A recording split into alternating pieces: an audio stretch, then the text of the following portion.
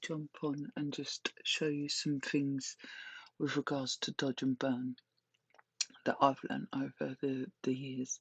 I'm going to be using this image that I've done here. Now, in the group, I put in a poll yesterday, the day before, about what kind of dodge and burn do you use. So I thought I'd show the different types that I've used. Now, obviously, this image is edited already. So I'll show you what I've done. So it's going to be over the top, but it just shows you the thing, and then I'll show you how I dodge and burn using the curve layer. So there was one way to do it, which I'll show you down here, which is by adding the 50% grey layer and using the dodge and burn tools, which are over here. So that one's the burn tool, that one's the dodge tool. Then the other one was the dodge and burn with paint. So basically, again, 50% grey layer with a dark colour and a light colour to do the dodging and burning with. Then the other one that I spoke about was the one with the levels, where you use a high level and a low level and do the dodging and burning that way. So this is what it looks like actually on the image.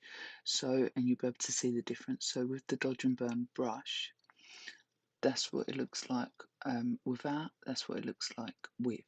So as you can see, you can see that it's gave a bit more definition around the face.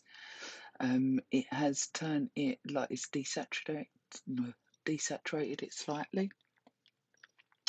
But again, it depends on what kind of image you're going for to see how you want that to look. Then the second one that I've done was with the paint, and as you can see, it actually oversaturated this image. Now sometimes if you've desaturated your image a bit, you can use this to bring a bit of the colour back in to your subject. So as you can see, it changes the shape of the face as well between the two.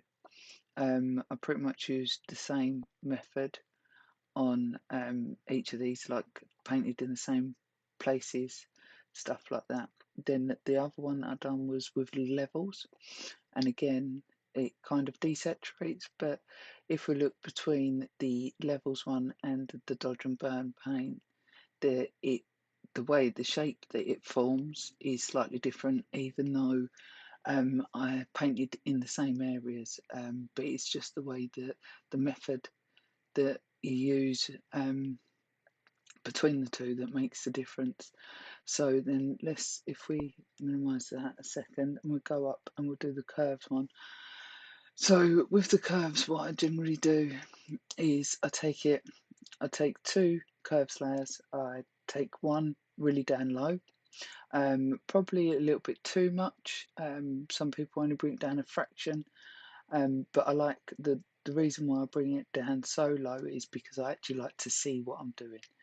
The other one is I take it up high, where I bring it right up high, again a little bit too much. So if you actually was to look at these, what it looks like, so the low looks like that and I invert it, the high looks like that and I invert it. So what normally I do is I normally start off with the low one, take the brush tool, caps lock on. I normally go with 30% opacity because it's easier to actually keep going over rather than not. I'll zoom in on the image. So then I take it and I go around all the dark patches. Oh yeah, white brush. I go around all the dark patches on the image. My computer's decided to run really slow all of a sudden, which is just absolutely fantastic. So I don't normally go over any areas where there's holes as such. So like say for instance, I don't go over the nostrils or anything like that. So just you go in and you just go around the areas where the image is naturally darker. So take it around here. I'll go on the underside of the lip, go this side of the lip. There's a bit darkness there, a bit darkness there. And then normally what I do is I'll also build up in certain areas where it is slightly darker, so around the chin now, the cheeks. Now this is a quick way you can do it on a much slower scale as such, where you just kind of take your time and do it really slowly, but obviously just for this purpose I'm going to do it quite quickly. So there's a bit of shadow in there, around under here, on this bit of the eyebrow here. Zoom out a little bit. I often talk to myself quite a lot as well, like while I'm editing. I go doop doop doo while I'm colouring in. So around the hairline, it's normally a bit darker as well. Around the bottom bit of this chin here, and underneath my eyes. Now, X that second because I did go over the eyeball. So also, quick note that if you don't do it, if you watch the opacity, if you press 0, that takes you up to 100%. If you want to go back down to 30%, press 3, and it takes you back down to 30%. Don't know how many of you know that or not, but I use that quite often. Well, all the time, really. Not X. Now I do edit on a Wacom tablet, but I have my Wacom tablet set up, and I have my keyboard, so I have my Wacom slightly to the right, which I use to colour in, and then I have my keyboard to the left, what I use my left hand for doing all the shortcut keys and stuff like that. So once you've got the low level done, what I generally do is do the feathering. So bring that up, just so you can see it starts disappearing, and then maybe a little bit more to there, so you can see if you switch it on and off how the shadows come on and off. Then what I do is I go to the high level and then do the same, but on the highlighted areas. So around there, around underneath the eyes. That bridge bigger.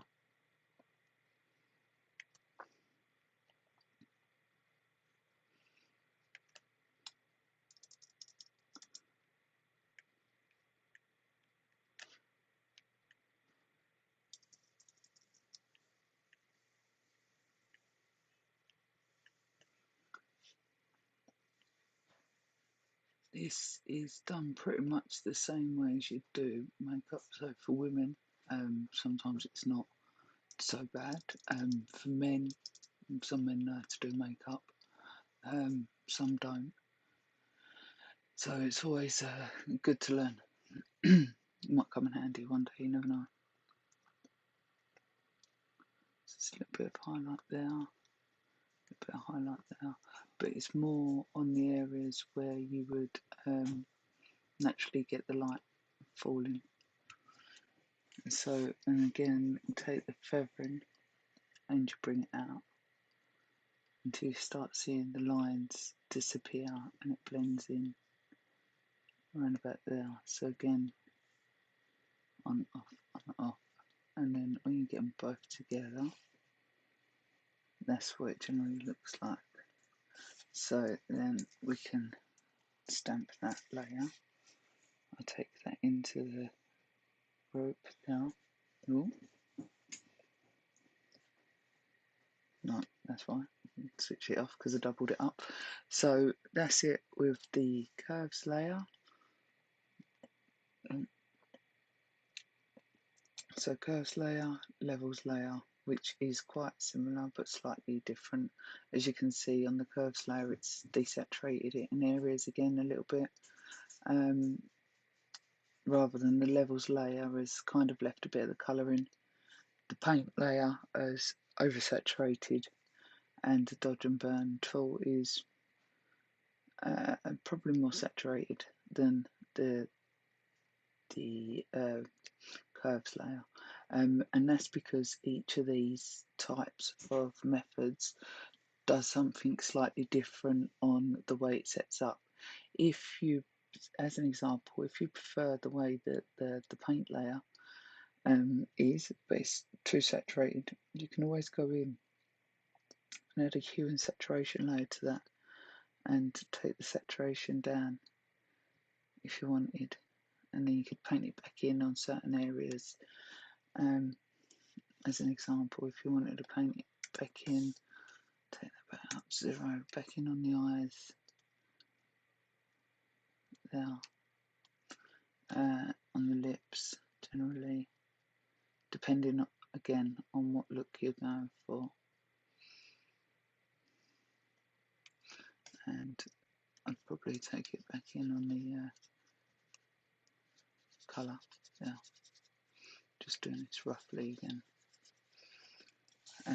What you need to, yeah.